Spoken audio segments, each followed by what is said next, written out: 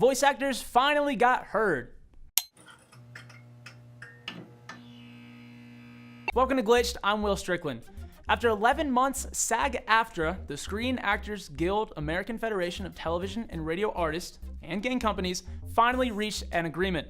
Back in October of last year, the guild met with Activision, EA, Disney, and several other publishers, and after a tip-in negotiation between the two groups failed, the actors began striking. Some of the demands made by the guild included residuals, which are additional payments after a game sells a certain amount of copies, additional consideration for vocal stress, since long recording sessions can cause damage and exhaustion, hiring stunt coordinators for motion capture scenes, and more transparency about what they're auditioning for. On the other side of the argument, publishers had these demands in mind: the ability to fine actors for tardiness or inattentiveness upwards of $2,500. They wanted to fine agents who don't send their agents to the rehearsals, the freedom to hire non-after union voice performers, and the ability to increase the role of a performer without being required to increase their pay. So those are the basics of the reasons behind the original negotiations and the eventual cause of the strike. Back to the present, almost present day. This past Saturday, the guild and the companies it had been striking against finally reached a tentative agreement. So let's look at each one of those concerns again and see what was finally agreed upon.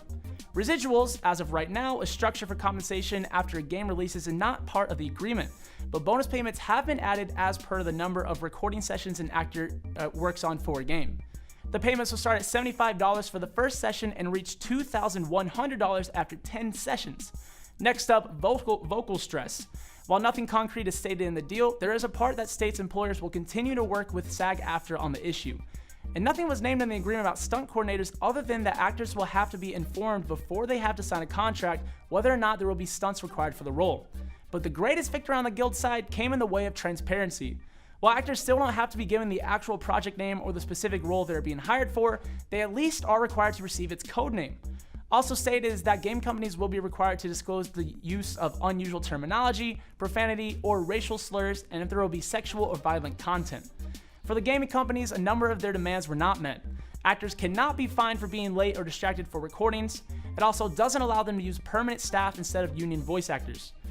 So after many months of wondering and waiting, get ready to hear your favorite voices make their way to games you probably won't see for at least another 2 years. But before you throw a party for the new agreement, know that technically all this isn't a done deal yet.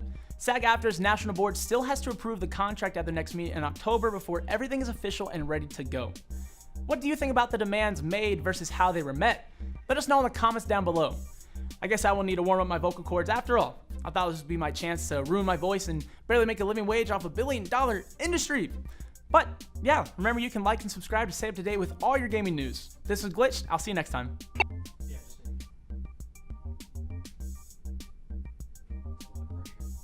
Yeah.